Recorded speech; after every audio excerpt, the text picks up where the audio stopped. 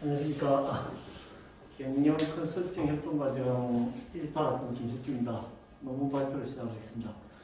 논문이 원래 슬라이드 60석 정도 되는데 방금 교수님 하신 대로 대부분 자료로 대체를 하고 꼭지 부분만 발표를 간단하게 하도록 하겠습니다. 논문 제목은 베트남에 진출한 국내 금융기관의 전략과 고객 만족도에 관한 연구입니다. 모바일 뱅킹을 중심으로 하겠습니다. 복차는 1장에서 6장까지 되어 있습니다. 연구 배경은 간단히 말씀드리겠습니다. 국내은행이 기존 오프라인에서 이제 경쟁 격화되면서 경쟁 지표가 악화되고 코로나19로 인해서 비대면 거래가 활성화되면서 디지털 지원 상품이 많이 출시됐습니다.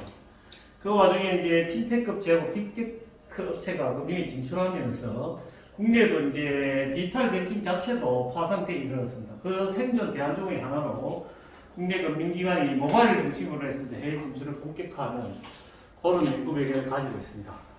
현재 작년 말 기준으로 국내은행 해외 점포는 39개국이 200여 개가 되겠습니다. 그 중에서도 저희들이 이제 그 베트남에 진출한 부분, 신한은행과 우리은행 중심으로 해서 디지털 뱅킹에 대한 사용도와 고객 만족도에 대해서 서비스 제공자 관점과 이용자 관점 설문을 실시했고 IPA 분석을 통해서 통계적 결과를 확인했습니다. 궁금한 부분 앞에 서술 부분은 아까 교수님 말씀대로 생략하고 뒤에 연구 모형하고 그 부분만 설명을 하도록 하겠습니다. 이 부분은 자료로 대체하겠습니다. 이 부분도 자료로 대체하겠습니다. 이 부분도 자료로 대체하겠습니다. 이 부분도 자료로 대체하겠습니다. 대부분 자료로 대체하겠습니다. 잘 쓰셨어요. 네. 이 부분 자료로 대체하겠습니다. 베트남의 특징 중에 하나가 인구 부분인데요. 지금 15세 이상 경제활동 인구가 약 4,900만 명으로서 미성년자 비중이 약 30%에서 지금 베트남 인구 통계학적으로는 황금기에 접어들었습니다. 그래서 여기 2040년까지 이어질 걸로 보이기 때문에 앞으로 젊은 층을 중심으로 해서 디지털 뱅킹의 발전 가능성이 굉장히 높다는 그런 인구 구조상 특징을 가지고 있습니다. 자료를 대체하겠습니다. 베트남 금융산업은 아시다시피 이제 1986년도에 도이모의 정책, 그러니까 경제개방 정책 이후에 지난 10년간 금융계획에 대해서 정부가 큰 노력을 하였으나 성과를 거두지 못하였습니다. 하지만 정부는 전자정부를 이제 표방하면서 디지털 금융에 대한 노력을 하고 있고 2025년까지는 베트남 국내뿐만 아니라 모든 지점에 대해서도 디지털화를 요구하고 있는 그런 상황입니다. 또 베트남의 특징 중에 하나가 인구보다 높은 그 스마트폰 보급률이라는 것입니다. 그래서 이제 SNS 활동은 매우 활발하나 대신에 이제 모바일 뱅킹 활동은 5% 미만에 그치고 있어서 모바일 뱅킹 성장 가능성이 굉장히 높다는 그런 걸 시사하고 있습니다. 또한 그 금융의 이용도 현재는 이제 인구의 약 30% 정도만 은행 계좌를 보유하고 있고 또 특징 중에 하나가 한국과 달리 여기는 인터넷 기반 금융거래를 패싱하고 바로 모바일 시장으로 직행했다는 특징을 가지고 있습니다. 자료로 대체하겠습니다. 또 자료로 대체하겠습니다. 저희들이 이제 국내은행이 베트남에 진출한 큰 배경에는 연평균 5-8%의 고속 성장이라는 거 앞에 제가 말씀드린 대로 됩니다. 여기는 네. 그냥 그렇게 하겠습니다. 그러니까 이건 대부분 뻔한 얘기라 넘어가겠습니다. 넘어가시고 아까 말씀드린 그 사전으로 가세요. 사장으로 가세요. 그렇게 하겠습니다. 이거는 사실은 누가 얘기를 해도 다 말이 되는 내용이에요. 자, 이 부분 앞부분은 서술 부분은 자료로 대체하겠습니다. 예. 이 부분도 자료로 대체하겠습니다. 여기부터 시작하시면 여기 부분은 한번 살펴봐야겠습니다. 여기부터 이제 진짜니까 여기까지 똑같아요. 2021년도 이제 국내 인터넷 뱅킹 서비스 이용 실적을 보면 일평균 1,732만 건인데 이 중에서 이제 모바일 뱅킹이 약 83%를 차지하고 있습니다. 그 중에서도 이제 모바일 뱅킹 중에서도 소액 이체하고 계좌 할인 정도가 하는데 이 이유는 뭐냐면 고객들이 이제 보안 문제, 특히 그 개인정보 유출에 대해서 굉장히 민감하기 때문에 큰 거래는 아직까지 인터넷으로 이용하고 있다, 내지는 오프라인에서 이용하고 있다 그런 걸 보여주고 있습니다. 이 부분도 자료로 대체하겠습니다. 선행 인구를 4개를 인용했습니다. 그 다음에 이제 본 연구의 기본이 되는 TOE 프레임워크에 대해서 말씀드리겠습니다. 이제 TOE라는 것은 혁신 정보 기술을 도입할 때 영향을 미칠 수 있는 요소를 이야기합니다. 그래서 이제 기존에 연구됐던 연구자들에 의하면 이제 기술적 사항과 조직적 상황, 환경적 상황 3개를 가지고 연구를 했습니다. 여기에 대한 선행 연구는 4개를 인용을 했습니다.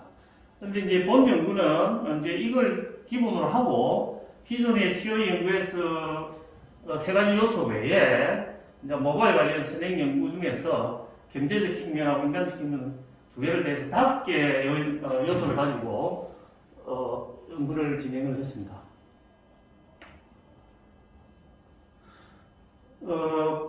분석 방법은 IPA 분석을 이용했는데 이 부분은 뭐 자료로 대체토록 하겠습니다. 연구 모형은 그림 10에 있는 것처럼 5개의 요인과 10개의 특정 요인을, 하부 요인을 가지고 모바일 앱의 만족도와 중요에 대한 영향을 분석했습니다. 조작적 정의는 여기 자료로 대체하도록 그렇게 하겠습니다. 자료 수집은 이제 올해 7월 30일부터 한 달간 실제적으로 호지민 지역에 있는 신한은행하고 우리은행의 고객과 임직원을 대상으로 설문을 베트남 현지어로 실시를 했습니다. 그 중에서 이제 고객 응답이 118개, 임직원 응답이 195개를 사용했습니다. 이 부분은 자료로 대체하겠습니다. 그 다음에 이제 저희들이 지금 연구하고자 중요한 만족도에 대한 상호 연관성에 대해서 상관관계 분석을 해봤습니다. 그래서 이제 고객 관점하고 임정 관점 모두 0.01 수준에서 통계적으로 유의하다고 나왔습니다. 다음에 이제 저희들이 연구했던 5개 요인에 대해서 트롬바, 알파, 신뢰도 분석을 했는데 모두 0.8 이상으로 신뢰도 확보된 것으로 나왔습니다. 다음에는 이제 고객관점 준요도하고 만족도 분석에 있어서 고객관점에서는 기술적 측면의 보안성과 용이성, 조직 측면의 친숙성, 경제적 측면 비용률 전략성이 큰 영향을 미치는 걸로 이렇게 나타났습니다. 임직원 관점에서는 기술적 측면의 보안성, 조직 측면의 혁신성, 환경 측면의 경쟁 압력이 큰 영향을 미치는 것으로 나타났습니다. 이제 다음은 요 결론을 가지고 IPA 4분면의 도식으로 정리를 해봤습니다. 우선 고객 관점에서 보면 1, 4분면과 2, 3분, 3, 3, 4, 4분면이 분산이 되어 있습니다. 그러면서 이제 이 만족도의 평균, 이 중요도의 평균을 하회하고 있습니다. 그래서 이제 고객 입장에서는 만족도가 중요도보다 좀 떨어진다. 그러면서 이제 이 보안성과 비용의 절약성에 대해서는 고객은 상당히 만족을 느끼지만은 기술적 측면 용이성 부분도 중요도는 높지만은 만족도가 낮다. 좀 불편하다 아직까지 그런 걸 느꼈고 이로 인해서 뭐 수익이 증가된다든지 뭐 내가 이 모바일 뱅킹 앱을 사용하면서 이제 사회적으로 뭐 이런 부분에 대해서는 만족도가 많이 낮은 걸로 그렇게 나타났습니다. 근데 이제 고객과 틀리게 임직원 관점의 모바일 뱅킹을 보면 중요도의 평균 만족도를 약간 상회하는데 여기 특징은 뭐냐면 1, 4분면과 3, 4분면에 집중되어 있고 특히 이 중요도하고 만족도의 이 경계선상에 지금 이게 한 5개 정도가 몰려 있습니다. 이 이야기는 임직원들은 이제 이 모바일 뱅킹 앱을 서비스 제공할 때 이제 기술적 측면의 보안성과 용이성에 대해서는 굉장히 관심을 가지고 하고 있지만 고객에 대해서 크게 관심을 안 가지고 있다. 그런 의미가 되겠습니다. 그래서 이 부분은 방금 설명된 대로 중복이 되기 때문에 어쨌든 결론은 서비스 제공자와 이용자 간의 차이가 있다는 것입니다. 이 부분은 넘어가겠습니다.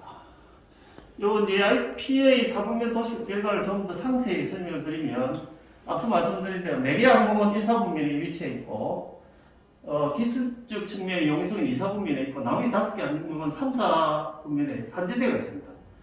근데 이제 임직원 관점에서 보면 1, 4국면에 5개, 3, 4국면에 5개.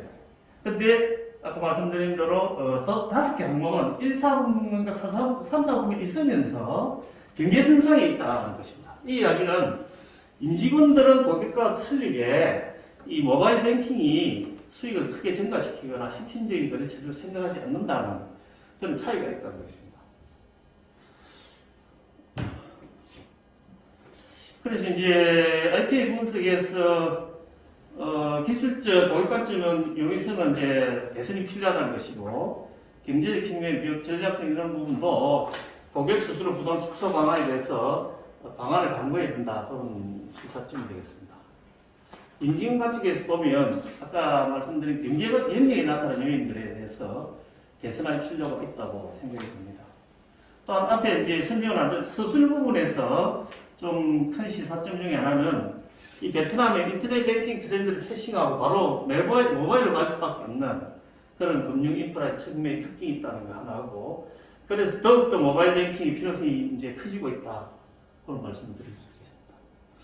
본 연구의 한계는 현재 이제 국내은행이 베트남에 지금 11개 하고 있습니다. 그 중에서 현재 신한과 우리만 이 모바일 뱅킹 운영하고 있기 때문에 이 두 개 은행을 대상으로 할 수밖에 없었는데 향후에는 아까 말씀드린 대로 2025년까지 모든 은행이 모바일 뱅킹을 해야 됩니다.